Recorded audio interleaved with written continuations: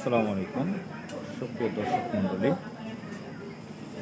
বাংলাদেশের নাগরিকরা চরম বৈষম্য শিকার, অর্থাৎ যারা সরকারে আছে, রাষ্ট্র পরিচালনার দায়িত্বে আছে, তারা লুটপাট করে বিলিয়ন বিলিয়ন ডলার বিদেশে পাচার করছে। তাদের নিজেদের চিকিৎসা হয় বিদেশের উন্নত মানের হসপিটালগুলোতে, কখনো ব্যাংকক, কখনো সিঙ্গাপুর, কখনো লন্ডন, কখনো আমেরিকা। এই সকল দেশগুলোর উন্নত মানের হাসপাতালে তাদের চিকিৎসা চলে এদেশে টাকা দিয়ে। যেরকম বাংলাদেশের রাষ্ট্রপতির চেয়ারে বসা আছে, তার নিয়মিত চেক আপ লন্ডনে, বাংলাদেশের জনগণের টাকায়। অন্যদিকে বাংলাদেশের কোটি কোটি মানুষ চিকিৎসা বঞ্চিত। সরকারি হাসপাতালগুলোতে হাজার হাজার কোটি টাকা বরাদ্দ, সে টাকাগুলো সরকারি কর্মচারীরা এবং সরকার নিজেই মেরে খাচ্ছে। আপনারা জানেন, স্বাস্থ্যমন্ত্রী ছিল নাসিম, একজন সন্ত্রাসী। হাজার হাজার কোটি টাকা লুটপাট করে আমেরিকা অনেকগুলো বাড়ি করেছে।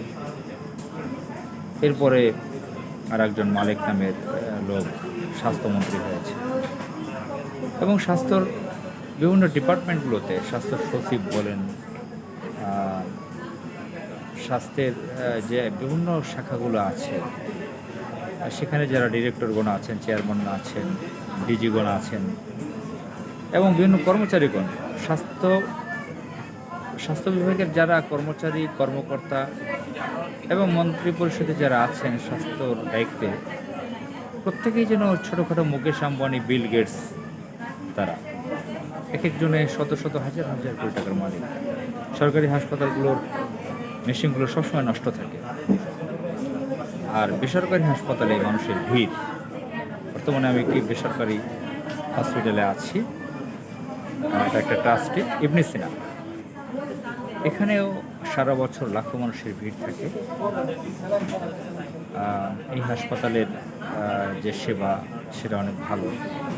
সেখানে 25% সকলের জন্য ডিসকাউন্ট থাকে। একটি ইসলামী সংগঠন এটা পরিচালনা করে। এটাও সরকার সরাসরি দখল করতে চেয়েছিল, সেটা পারেনি। তো যাই হোক, এদেশের কোটি কোটি মানুষ চিকিৎসা বঞ্চিত। এদেশে মিডিয়াগুলোতে শুধু 71 কেন্দ্রিক যে আলাপ, ফালতু আলাপ, 23 বছর পাকিস্তান আমলে তৎকালীন পূর্ব পাকিস্তান কীভাবে বঞ্চিত হয়েছে সেই সমস্ত ফালতু গল্প শোনাচ্ছে মিডিয়াতে। এই যে স্বাধীনতা লাভ করেছে, যেটা আমরা বলছি স্বাধীনতা, 53 বছর বয়স হয়েছে। এই 53 বছর বয়সের বাংলাদেশের কোটি কোটি মানুষ কী সুবিধা পাচ্ছে? কেন বেসরকারি হাসপাতালে লাখো মানুষ ভিড় করছে? সরকারি এত হাসপাতাল থাকে,